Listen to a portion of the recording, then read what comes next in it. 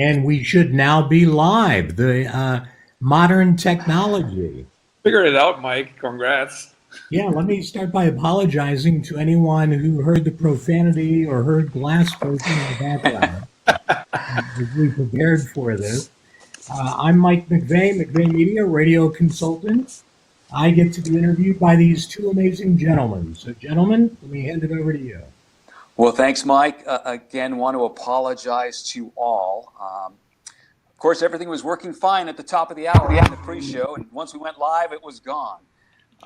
So we're back on. It's our very first Global Radio Ideas webinar, so I'm sure next time around we'll be in much better shape. My name is Ken Benson.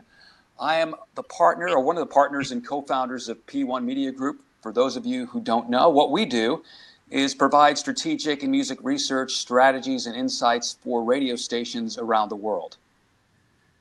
I'm Andy. I'm the CEO of Benztown. Benztown is a worldwide leader in radio imaging and audio production. We got clients around the globe, and we are based in LA, Germany. We also provide voiceover services, long-form programming, a lot of different stuff. You can all check this out on benztown.com.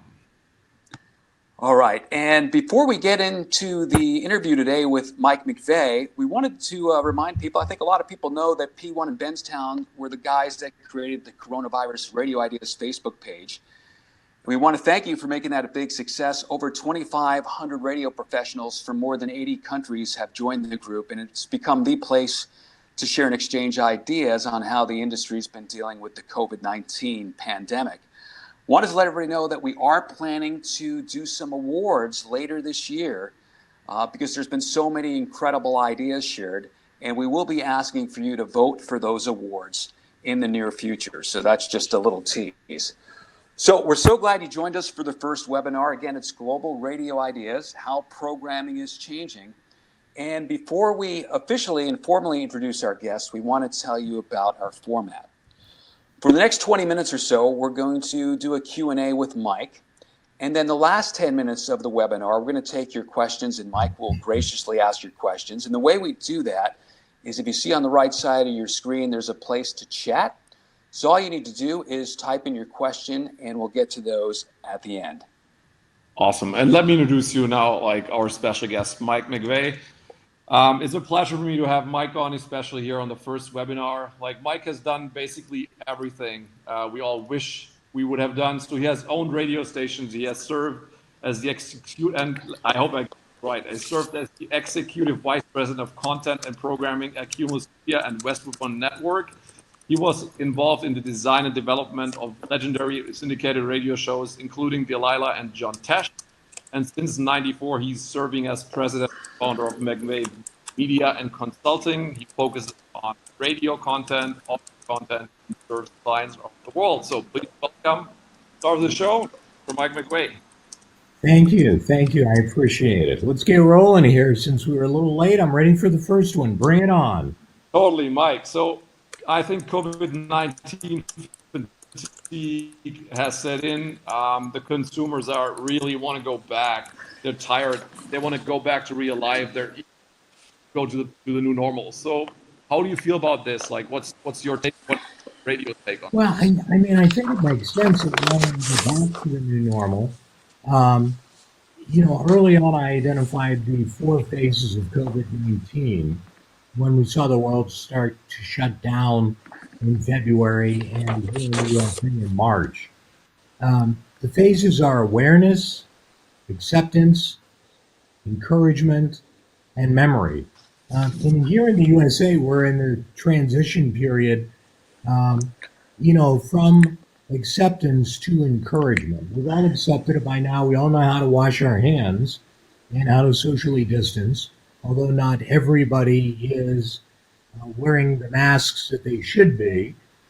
But the reality of it is that, we need to know, even if it means that until there's a vaccine, we're not going to return to normal life. We need to know that. We need to be encouraged. And I think we depend on broadcasters to do that. There are those out there that are obsessing on it. It's funny. In the USA, it is divided along political lines. I know from my friends in the UK, same thing there. And I'll talk to some friends who are liberal who believe we shouldn't go outside the house at all, other friends that are conservative who think that it's an overreaction. What I will say is this, that I believe that news stations should deliver the news and not be political when it comes to a pandemic. And the talk stations are the home of commentary, and that's where you would stake out a political position. Sounds easier said than done, Mike. Exactly. Well, with the lockdown, we've obviously had lots of time on our hands, and we've seen subscription services like Spotify and Netflix have tremendous surges. How has radio done during this time of extra time on our hands? Well, I think that we, the people, are consuming more media than ever, be it streaming, over the air radio, which people are picking up over the air radio on smart speakers and other places. It's an easy conversation to ask somebody what they're watching on Netflix or YouTube. But audio is expanding. I mean, with podcasts there and with special programming, we are seeing people use radio. There were some that initially said radio is over when this hit, and we've just not seen that. But what we've lost, at least in North America, USA and Canada, is the commute time when people would listen to radio. So streaming services are being signed up for, and radio, that is radio defined as an over-the-air broadcast that can be heard in multiple places, including online, is also seeing growth. It's radio wherever you can hear it. Yeah. So, how do you feel about the audio consumption pattern? Because it seems to begin to return to pre-lockdown level. Have you seen music taste changing like during that pandemic? Is that something like you could track, seen with your clients, or have you seen research about this? Sure. I mean, we're seeing it with Nielsen ratings in the USA. Music discovery is always important, but I'm actually seeing the audience searching for comfort food for the ears, and that means classic rock, classic hits. Those formats that play older music seem to be performing the best in the April and May ratings. CHR Top 40, or if you're one of the people visiting us from another country on this webinar, pop music, current music, is in trouble right now. And it's mainly because they don't have that commute time I mentioned earlier as a listening location. CHR stations, top 40 pop stations, target 12 to 34. And those ages, that demographic, has lost the most jobs. Under 25 and over 55, that's where the problems are because they've lost the most jobs to date. Mike, we now live in this virtual world, and at least at the moment, everything seems to be virtual or some kind of streamed experience. So based on this vast number of virtual events, and there were many ideas posted in the Coronavirus Radio Ideas Facebook group, it feels like radio, if we've done anything right during the pandemic, we've done really well in the virtual world. Yeah, I mean, I think that's very true. We're finding that you don't have to be in an office to work. A lot of broadcasters are doing shows in their homes or in places outside the studio. That's true. I have been suggesting to stations that they create events and do things virtually that are special and out of the ordinary to entertain the audience. And you think about it, you could, if you wanted to, every weekend have a virtual birthday party. A lot of people I know as friends are doing virtual happy hours at 5 o'clock, 5:30, 6 o'clock, and 4 or 5, 6 of us get on and we talk about what we're drinking and then do what you normally did in a happy hour. But you can, if you wanted to, attract an audience by doing special, unique things. And some radio stations are doing drive-in concerts, such as Z90 and 91X in San Diego, and also at Radio 7 Germany, or the Jack stations throughout Canada. They held a virtual concert called Jackstock a few weeks ago. They had things that they're doing at Kiss FM in LA, and Z100 in New York City literally lit up the Empire State Building and choreographed the music over the radio station and lights flashing. There are things like that that you could do and recreate every day if you wanted to. Yeah, I'm in Radio 7, great station here. So good friends there. So I think a lot of great stuff. So, I mean, that's kind of like honing into the next topic. So there is, I mean, summer is basically here, at least in the Northern Hemisphere for everybody's listening. So this means like a lot of radio stations like outside participate in parades, fireworks, 4th of July is coming up. There's a lot of concerts, sponsorships, but this seems not to be the case this summer. So I think like how the question here or the challenging part is like as radio obviously makes a lot of listeners outside of radio in summer. So how do you Oops, a lot of noise there. I lost the last part of your question, Andy. sorry, I said like, how do you feel about like what should radio stations do to still be able to make listeners off air with basically no events, right? To maintain their presence and engagement during this challenging time. Well, I mean, social media, YouTube, um, all the connectivity that you've had before works. But I don't forget about creating fantasy. Um, you can use audio to do some pretty cool things. In my earlier days of consulting, we have actually produced mythical parades, like on April Fool's Day as part of a joke or something, where we would have play by play and people describing the floats. Why can't you do that?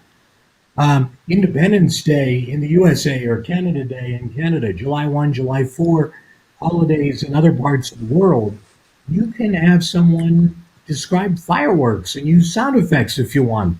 And those are things that you can do to connect with your audience as well. Overall, I think we're going to adapt and someday we will have a vaccine. But until then, we have to figure out how to adapt. And it's kind of like Jeff Goldblum's character in Jurassic Park when he said, "Life finds a way." That's where we are. Some great ideas there, Mike. Thanks. If you've joined us in progress, we want to thank you for being a part of the first Global Radio Ideas webinar, How Programming is Changing. And our special guest today is Mike McVay, who's president of McVay Media. Now, Mike, certainly as the world came to a crashing shutdown around 100 days ago, radio had to carry on. And we quickly added news and information. We figured out quickly how to work from home. And we did this all with fewer human resources as staffs were sacked and unfortunately furloughed during this time. So the world is reopening at some stage in a lot of places now. And I think there's been a shift. So what is it that programmers should focus on now? Yeah, I think you got to be prepared to break format, as crazy as that sounds. We have a generation of programmers that people like myself gave a lot of rules to and said, do this here and do that there and don't break format. But we've not experienced anything like this in the world since the early 1900s. And while I may look old, I'm not that old. And so none of us have experienced this. And I think there's things you need to do. When there's a big storm coming, a hurricane, a tropical storm, when one of those things are approaching, we tell people when it will arrive, we tell people what's going on while it's here, and we tell them when the storm will end. I think we have to do the same kind of thing with the pandemic. And although we don't know exactly when it will end, we can give people hope and let them know what they should be doing. If you look at the civil unrest we've had recently in the USA, we're starting to see the numbers spike again. I was just online looking at the coronavirus calculator, and in Minnesota, where the majority of social unrest was, they are going to exceed by September the cases and deaths that they thought they would have. Ohio, where I am right now, we're low to where it's about 4 and 5 a day. And so you got to understand where you are and what's happening in your country and with your audience. But back to breaking format, there was a time when you had that first day of nice weather in the spring, and you would suddenly play up-tempo songs, or maybe a song you would never play by the Beach Boys or somebody, just to signal it was summer. Or on a rainy day, you would run in the studio and grab some old songs that dealt with the weather change and play those. Today, there are programmers who don't even know how to get a new song into their automation immediately without it being scheduled. And so you've got to figure out how to break format and do that. Yeah, I mean that makes totally sense. I think we've seen a lot of colleagues and radio stations doing that with all the stuff we discussed before. So I mean, so here we are now, right? So in the new normal. So many things we've done like a couple months ago, even a couple weeks ago, have been like totally normal to us. They're gone, right? Shopping, eating out, going to a movie, concert, meeting friends. So what influence does that have on programming a radio station, or how would you basically change that programming of radio stations according to those things would basically be missing, like eliminated out of our, and it's not 100% true because a lot of the countries are coming back, but step by step, and it's different everywhere. So it's a very broad question, but I think you get the sense, right, Mike? Yeah, I mean, the things that we can do, a lot of radio stations have done. You know, there are charity events, some morning shows, breakfast shows, as you may call them, are broadcasting later in the day. You know, they're still starting at 6 a.m. but running to 11 and some of them noon time. I think that there are, you know, radio stations who added more news reports during this time. There are radio stations that have opened up helplines. Um, you know, and, you know, you have to ask yourself, is there value to me on the air saying what businesses are opening? I think there's certainly value to the consumer to know if the barber shops are open again, or if big box stores where you need to buy things are open again. I think that's valuable. And then silly little things that we would have made fun of before. Tell the audience what day it is. I mean, think about that for a second. You know, it is. It's that movie Groundhog Day over and over again. If you got on the air and went, "It's Thursday," I would say thank you personally. It's Thursday, right? It Yeah. is. Okay.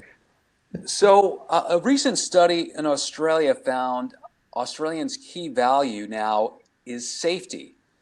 And prior to COVID-19, safety wasn't even in the top three values of Australians. So knowing this, Mike, how would you incorporate safety into your programming? You know, it's interesting that word safety. I mean, for years at McVay Media, we've used a 5 point system when we talk about information, and it's heart, purse, health, relaxation, safety, and then local and national news. And when we talked about that early on, that safety was why you lock your car door when you're out in the middle of the day, why you park under a light in a parking lot and not in a dark place, why you take a friend with you when you go shopping. That's where safety was. Today's safety around this pandemic is focused on safety for you and your family, keeping your family healthy. Um, you know, I flew from my home in Atlanta to my home in Ohio on 13 March, and I really haven't gone out a lot. I've been out in my yard. I've been out in my little community maybe 3 times, got my hair cut once. But there's a part of me that doesn't want to do it and risk getting sick because I've made this sacrifice, right? And so you can infect others without showing symptoms yourself. And you do have to think about that. And I think that's why safety is so important.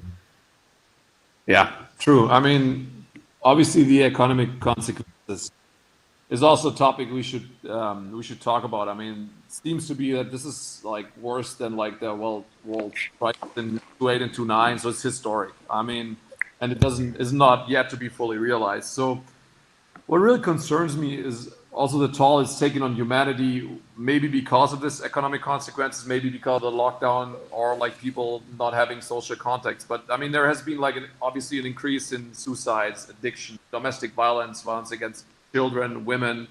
A lot of people just struggle. I mean, randomly just to pay their bills. I mean, we've seen a lot of food drives where people are sitting in their cars and waiting to get something to eat, which is insane thinking about like the countries we all live in. So I feel radio has like a big role here and has done a lot. So what do you think can radio do even right now while we're like slowly moving hopefully out of that lockdown piece by piece to help their communities solve these issues and problems? We joined forces with the independent broadcaster group, Benztown, Bipology, Cumulus Media, and a large number of volunteers to raise money for Feed America.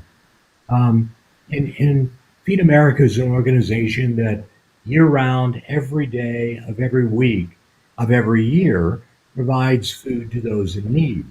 Well, there was a story in one of the newspapers out of San Antonio, Texas, that showed a picture of hundreds of cars lined up to get food at this big box store parking lot where Feed America was giving out meals.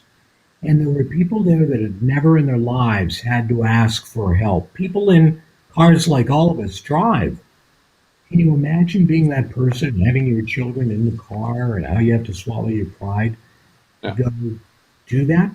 And so from that standpoint, we decided to do this radiothon, and it was highly successful. And a lot of radio companies are doing things like that to raise money. You look at charities like St. Jude or Children's Miracle Network, and they're in dire straits right now. They still need to raise money to keep young people alive. You can help businesses if you want. Broadcasters could do that. In the 80s, when the recession hit around 83, 84, I was a general manager of a radio station in Cleveland, Ohio. The man who owned that radio station decided that we, as a radio company, would go on the air and give out free advertising to businesses that help the community, to businesses that were willing to give back. Things like that can be done. Doing a job fair to help people find a job's good. Can you help the homeless? Ask that. What's your church organization doing? Can a radio station get behind that?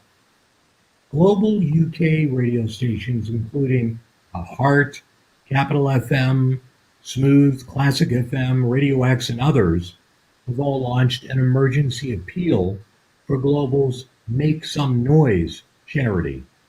That's all to raise money for those hit hardest by this pandemic. They have an event coming up on 19 June. If your company hasn't done anything yet, then you should be talking about it, because you're later than many others. A lot of people need help. It's great advice. Radio is certainly famous for giving away all kinds of grand prizes through the years, but serving the communities is something radio really does well. And it's great to see so many radio stations stepping up around the world and helping their audiences and listeners in a great time of need. We are going to get to your questions with Mike in just a few minutes. I see some questions coming in, so if you have a question, please enter it on the side there, and we'll get to that in just a couple minutes. So we want to finish out the Q&A with Mike before we get to you with a very quick lightning round. Mike, we're going to ask you about 5 different radio topics, and we want a very rapid-fire answer from you. Does that work? Yep. Ready? Okay. Yeah. So what should programmers be doing differently now with music? Young audiences, be up-tempo, be fast, be energetic, try to have fun on the air.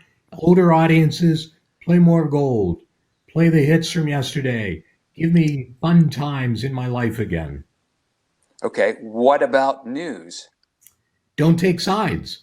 If you're a news talk radio station, the talk side, you can take sides, that's commentary. The news side, tell me what's important to me. And don't, if you're a news delivery person, you're a news reader, you're a news presenter, don't just read little letters on a piece of paper. Think about what the story means and tell me. Okay. And if you're a presenter or a DJ, what does it mean today? Be genuine. Know when to be funny, when not. I think we're far enough along in this pandemic that there can be cute things you talk about, like the fact that everybody's doing video webinars and Zoom and using different technology. And so we've all heard the stories of somebody who didn't realize they were on camera and they adjusted their clothing or left a bathroom door open. Those are funny things you can talk about. But don't talk about something that may touch someone who's lost a loved one.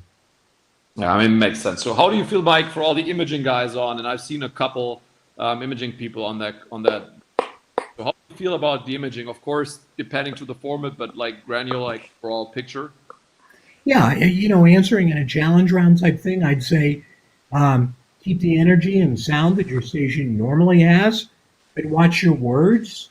Given the pandemic, or here in the USA where we've had civil unrest, stay away from high flying, flame throwing. Some of the words are just not appropriate right now. Yeah, totally. And I mean, the same obviously then counts maybe for promotion contesting, right?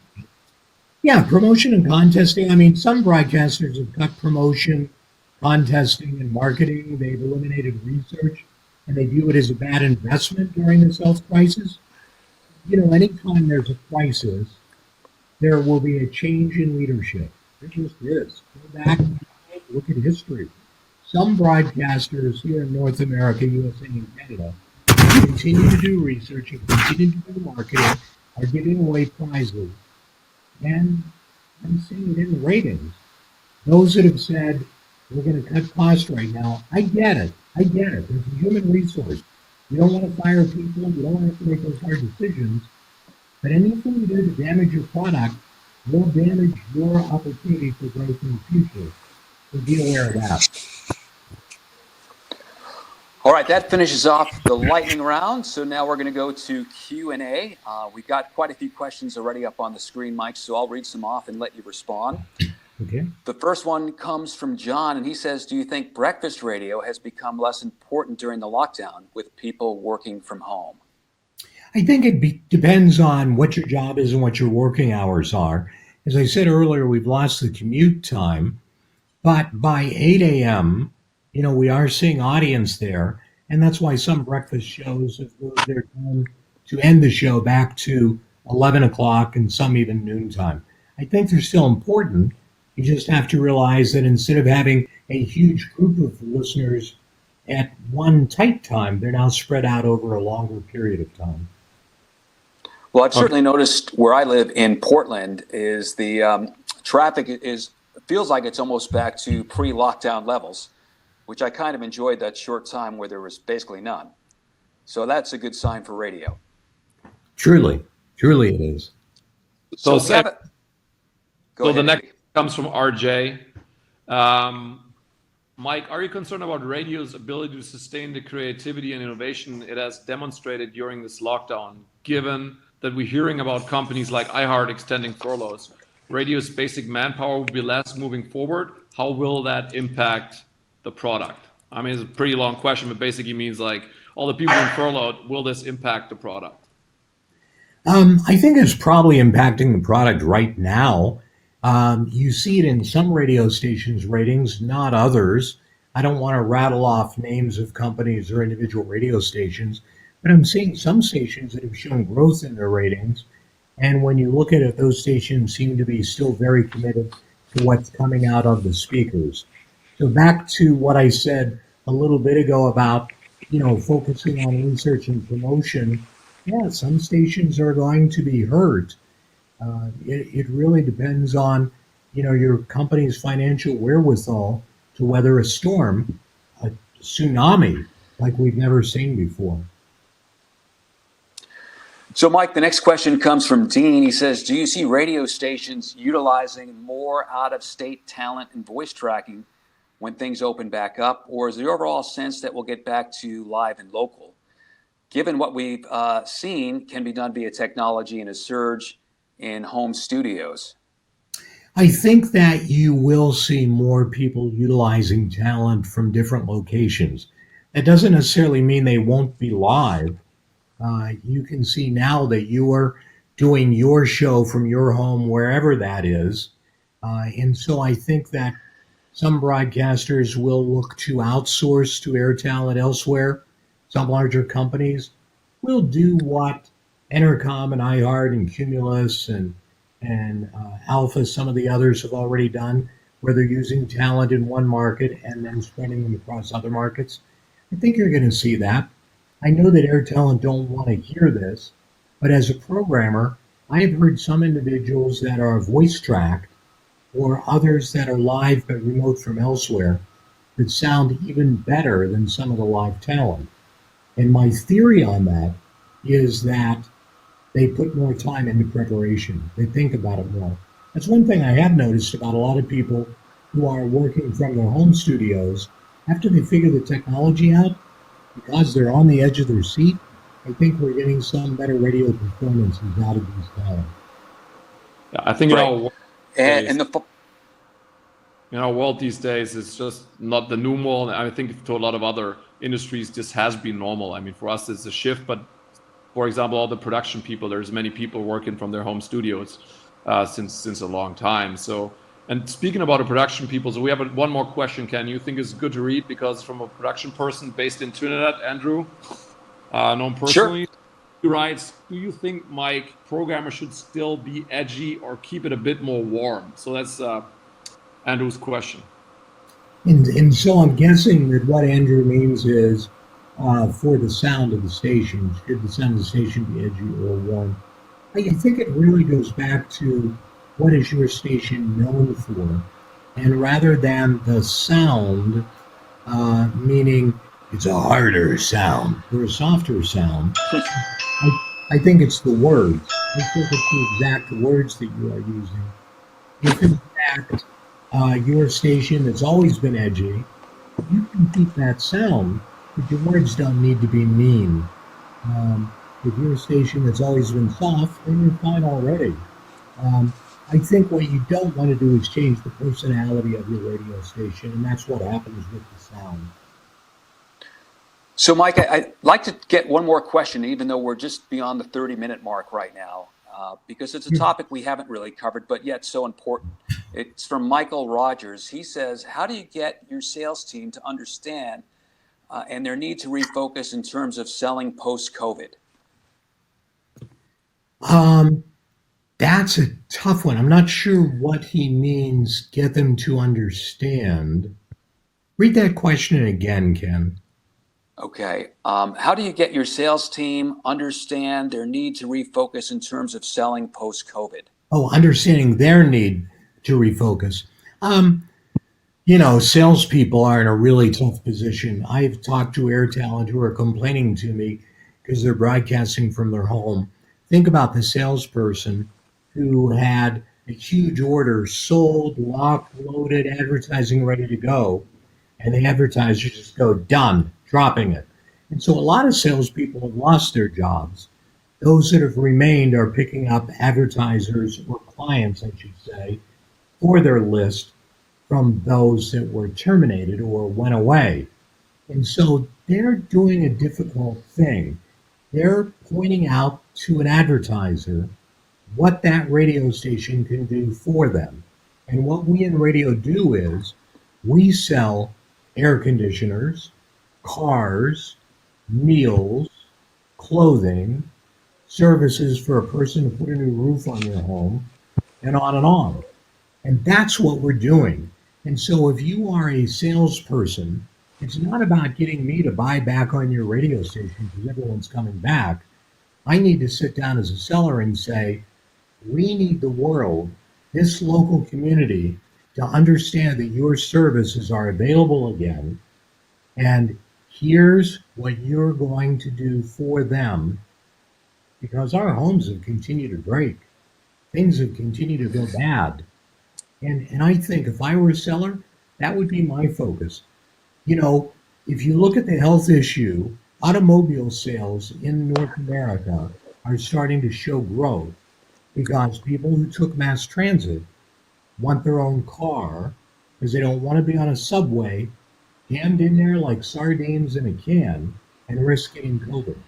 So if you're a seller, think about that. What's the benefit of me buying a commercial on your station? What are you going to sell of mine? What are you going to sell of mine? Excellent, Mike. Only. So before we wrap up, I did want to do a good radio thing and pre-promote our next webinar, which will take place 2 weeks from today, same day, same time. And the topic for this one will be why great talent is needed now more than ever. And our special guest will be major market morning show consultant Steve Reynolds. And if you've never heard or seen Steve speak, he's amazing. Yeah. And we're really looking forward to having him join us in 2 weeks. And then in July, Valerie Geller will be a guest. So we hope you join us for the next couple webinars. We'll keep you posted through all the social media channels for signing up. And thank you all for joining us today, especially a thank you to Mike McVay. Thanks, Mike. It was a pleasure. Thank you all. Bye-bye. And we will notify you guys that registered of the video that'll be available to view this again later at your convenience. So on behalf of the PD1 Media Group in Benztown, thank you guys for joining us. Have a great day. Thanks, guys. Take it easy.